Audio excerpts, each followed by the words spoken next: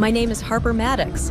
I'm 44 years old, a retired U.S. Army major, and I spent 21 years doing a job most people couldn't even describe, let alone survive. I've signed condolence letters by lantern light in Kandahar, carried the last words of dying soldiers across continents, and once stood between a village school and incoming fire with nothing but my body and my rank. I've led teams into chaos and pulled silence from ruins, but none of it prepared me for what my own family did. It happened in court, federal courtroom, Oregon. The ceiling too high, the lights too sterile, the kind of room where truth should matter. Russell, my older brother, stood from the plaintiff's table and pointed his finger at me like he was pulling a trigger. "She's not a real veteran," he said. The words didn't echo, but they didn't have to. They landed heavy. My mother looked away. Eli, my youngest brother, stared at the floor. No one gasped. Just a silence so loud it rattled the brass nameplates. But me, I didn't move. I didn't blink. I just reached for the tan folder beside me, the one I'd packed with every shred of proof they never thought I'd keep. My heels clicked against the floor as I walked to the judge's bench. I placed the file down. No speech, no plea. He opened it, read one page, then another, and another. Then he looked up, voice steady as steel. "Close the doors, now." And just like that, everything shifted. Not in the desert, not on the battlefield, in a courtroom with my name on the line. The house sat on the edge of a wind-beaten bluff, facing the sea, like it had something to prove. The porch was warped, the shutters hung crooked, and the salt air had long since stripped the paint bare. But it was mine. My father left it to me in his will. It wasn't grand 3 bedrooms, a fireplace that smoked too much, and floorboards that creaked under the weight of memory. But after 2 decades of moving from tent to tent, from deployment to deployment, it was the only place in the world that felt still, solid. I hadn't even unpacked when the first sign of trouble came. The reading of the will had happened just 3 weeks earlier. It was brief, civil, cold. Russell sat at the table in a pinstripe suit that probably cost more than my Jeep. Our mother sat beside him, her pearls perfectly spaced hands folded like she was praying for a different outcome. Eli, our youngest, hovered in the back row like he was hoping to disappear. When the attorney read the division, I knew before the words finished landing that something had cracked behind Russell's eyes. The family business, Maddox Resorts and Coastal Holdings, went entirely to him. Eli was granted a trust fund, quietly structured a payout he wouldn't fight. And I got the house. The last property our father ever renovated with his own hands. The one tucked against the cliffs outside Dorrance Bay. A place no one else in the family had wanted until it was no longer theirs. Russell didn't speak when the will was read. He just tightened his jaw the way he always had when told no. Our mother didn't look at me, not once.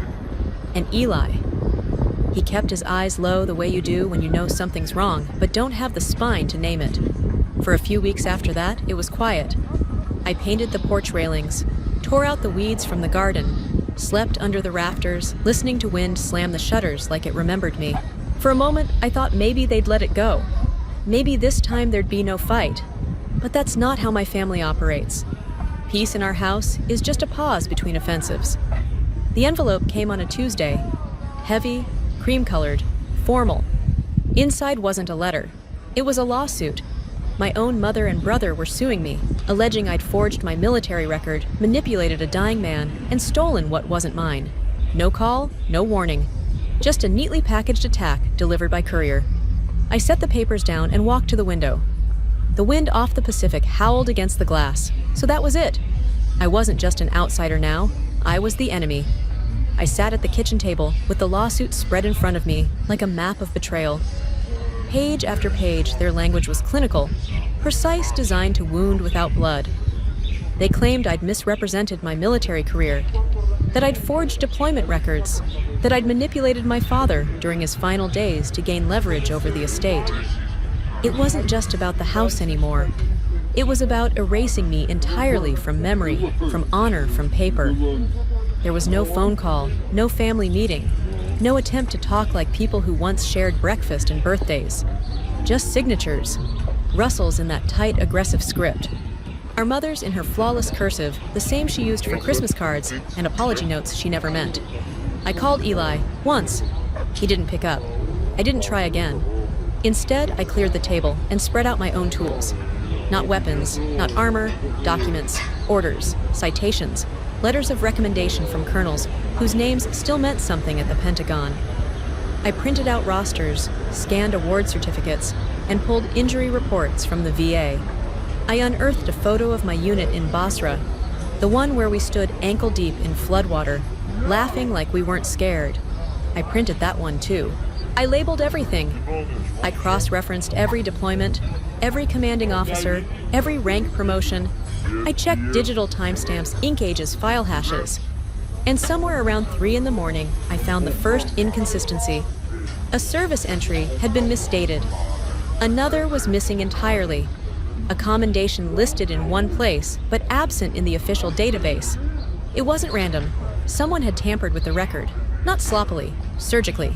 It was clean enough to raise doubt, but not enough to trigger flags. Whoever did it had access and motive.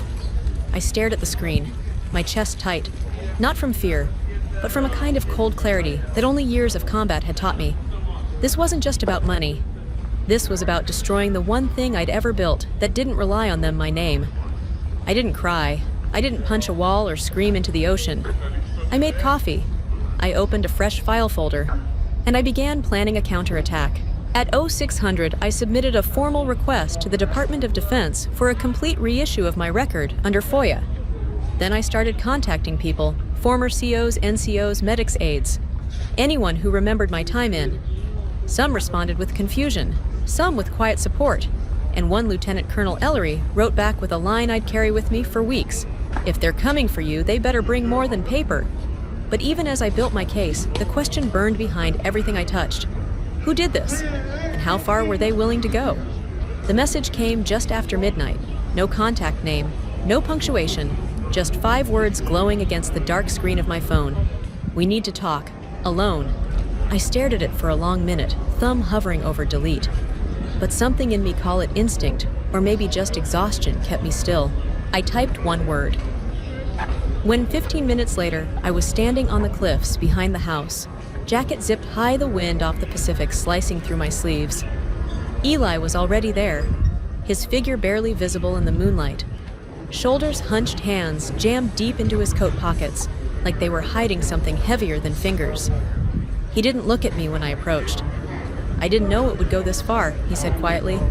I said nothing. The waves below us crashed in slow, relentless rhythm, like a clock ticking towards something none of us could stop. They said it would just be a formal dispute, a delay. Nothing criminal, just leverage. He pulled something from his coat pocket, a small flash drive, and held it out. I shouldn't have taken it, he said. But I did. I reached for it without a word, my fingers brushing his, just long enough to remember we were blood. Back inside, I slid the drive into my laptop. It whirred softly, then opened. What stared back at me nearly buckled my knees. Email threads, dozens of them, between Russell and our mother, time-stamped months before our father's death. Discussions about estate revisions, false narratives, and digital manipulation. Conversations with a private tech firm contracted to sanitize my records in military databases. Even drafts of press statements carefully crafted to preemptively discredit me should the story ever go public. They had planned everything, down to the timing, down to the language. Eli had been left out of the details, but he'd been close enough to see the rot. You were never supposed to win, he said behind me. Just fade. I turned in my chair. He was leaning in the doorway now, eyes sunk in guilt, eating the edges of his voice. Why now, I asked. He hesitated, then shrugged like it hurt to say it. Because you're the only one who never asked me to pick sides. We stood in silence for a while. Not forgiveness, not closure. Just 2 people staring at the same abyss from different cliffs. When he left, he didn't say goodbye. He just gave me one last look, the kind that says, do something with this, because I can't, and disappeared down the hallway. I stared at the screen again. My own mother, my own brother, using my service, my scars, my silence as a weapon against me. And they almost got away with it. Almost. The courthouse in Dorrance was built like it wanted to intimidate you. Columns, too tall walls, too white air, too cold. It smelled like old carpet and new fear. I arrived 15 minutes early, not in uniform. I wanted them to see me, as I was no ribbons, no rank, just Harper Maddox, the woman they tried to erase. My attorney, Karen Briggs, met me on the steps. A calm, efficient woman, with eyes like sharpened glass. She didn't waste time on pep talks. We'd been preparing for weeks, every file labeled, every record verified, every inconsistency cross-examined. Inside the courtroom was already filling. Reporters lined the back row, their cameras tucked for now, but ready. Civil case, high-profile family military fraud allegations? Of course they came. Russell sat at the plaintiff's table in a tailored gray suit, his tie a half shade too perfect. He tapped a pen rhythmically against his folder, that smug business school smile anchored to his face like armor. Our mother sat beside him, spine-straight lips pursed. Her pearls matched the ones she wore at Dad's funeral. I wondered if she remembered. Eli sat 2 rows behind them, alone, silent. The judge entered Honorable Raymond Keener. No nonsense, no small talk. The room stood then settled. Opening statements began. Russell's attorney led the charge. He spoke with measured concern, painting a portrait of a grieving family, confused by the sudden reappearance of a daughter who'd long been absent. He used words like irregularities, manipulation, and fabricated service timeline. He never raised his voice. That wasn't the strategy. They were building a story, one meant to seem reasonable, doubtful, gray. Then Russell stood. He addressed the court like he was pitching an investment, calm, polished, smiling just enough. My sister, he said, served some time, yes. But the record she presents today, it's a reconstruction, a fiction. She came back into our lives only when there was property on the table. We've uncovered alarming gaps in her claims, some that border on fraud. He turned to the judge, the room silent now. And with all due respect, Your Honor, she's not a real veteran. That was the moment. The lie, not the first, but the one that rang the loudest. I didn't flinch. I didn't look away. I just stared ahead, hands folded, heartbeat steady. Karen stood beside me, her voice quiet but unwavering. She began walking the court through the truth. My military career, my deployments, my commendations, my discharge records, all certified timestamp notarized. Then she paused. Your Honor, she said my client has one more item for the court's consideration. I rose, picked up the tan folder from my briefcase, and walked it to the bench. No speech, no anger, no defense, just truth pressed between 20 pages, and the weight of everything I'd never said out loud.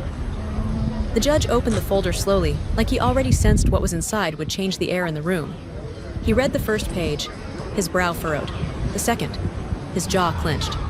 By the third, his eyes had gone hard, focused. Then he looked up. No one move, he said, voice low but unmistakable. Bailiff closed the doors, locked them. A murmur rolled through the gallery, chairs creaked, a pen clattered to the floor. Before anyone could fully react, 2 officers from the military police stepped through the side doors. Uniforms, crisp expressions unreadable. One moved to the back, the other approached the bench. The courtroom shifted suddenly, smaller, quieter, heavier. Russell froze mid-breath. His lawyer dropped the pen he'd been nervously tapping. My mother gripped the arms of her chair like they were about to give way beneath her. And Eli, he didn't move, but his hands clasped in his lap began to unclench. The judge handed the folder to the MP nearest him. The officer flipped through the documents, nodding once, then whispered something to the judge. The judge leaned back, steadying himself before speaking again. This court is now in possession of evidence suggesting multiple federal crimes may have been committed, including, but not limited to, willful fraud tampering of military records, obstruction of official documents, and financial misconduct tied to veteran charity accounts. The room inhaled at once, like the truth had sucked the oxygen out of it. Effective immediately, he continued.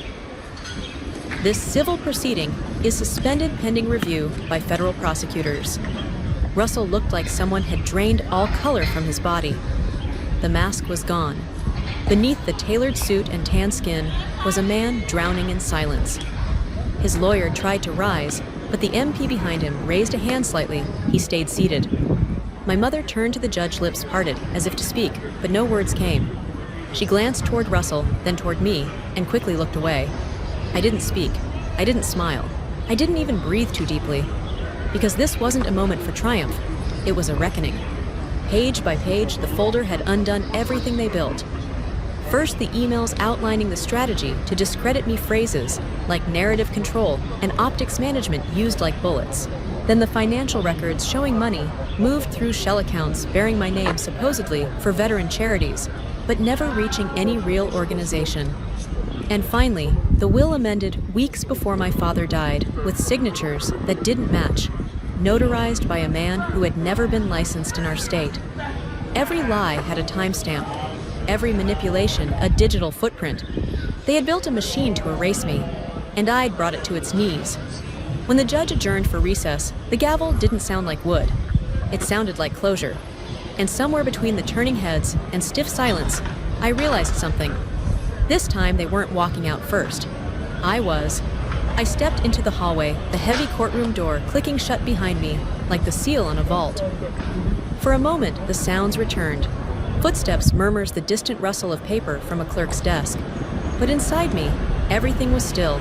I leaned against the wall, palms flat against the cool tile, and exhaled a breath I didn't know I'd been holding for years. My knees trembled, not from fear, but release. The kind that comes when your name is no longer under siege. Then I heard footsteps, slow, familiar. I turned. Eli stood a few feet away. He wasn't trying to hide anymore. His hands were at his sides, his expression stripped of pretense. "I'm sorry," he said, voice rough around the edges. I didn't respond right away. I just watched him. The boy who used to build model planes with me on the back porch. The man who had watched them lie and stayed silent. "You don't have to be," I said finally. "You did what mattered." He looked down, swallowing hard. "I should have done it sooner." Maybe I nodded. "But you did it before it was too late. That counts for something." He nodded once, just once. But in it was everything we hadn't said since we were kids. We didn't hug, didn't cry. We just stood there in the soft noise of the courthouse hallway. Two people who had finally stepped out of someone else's shadow.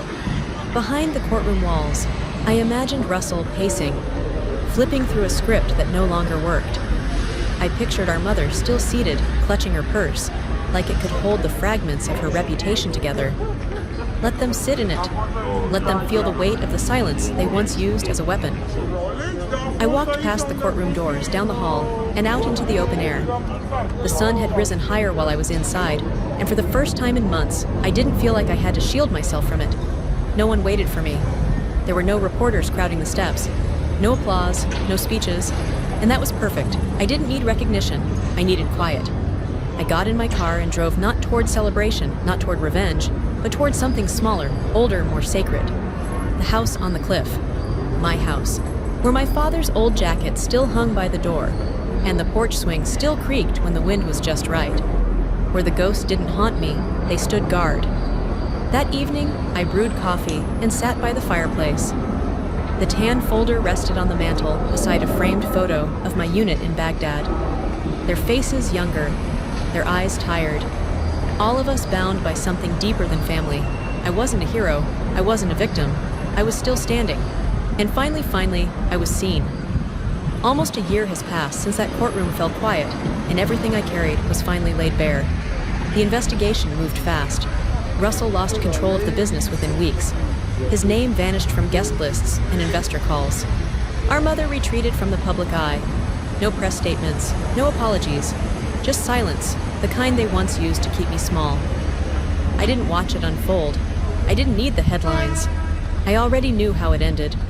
Eli came by sometimes. He never said much about that day, but he always brought something a newspaper take out an old book of Dad's. We'd sit on the porch with the sea wind in our faces and say nothing at all. That was enough. One morning, I opened the chest in the attic. Inside Dad's field jacket from Vietnam, his mechanic's patch still clinging to the sleeve. Tucked into the inner pocket was a folded letter written in his square, shaky hand. He never sent it. Maybe he never intended to. But one line stayed with me. They'll never understand what it takes to walk away with only your name. But I do. I read it 3 times. Then I folded it back into the jacket.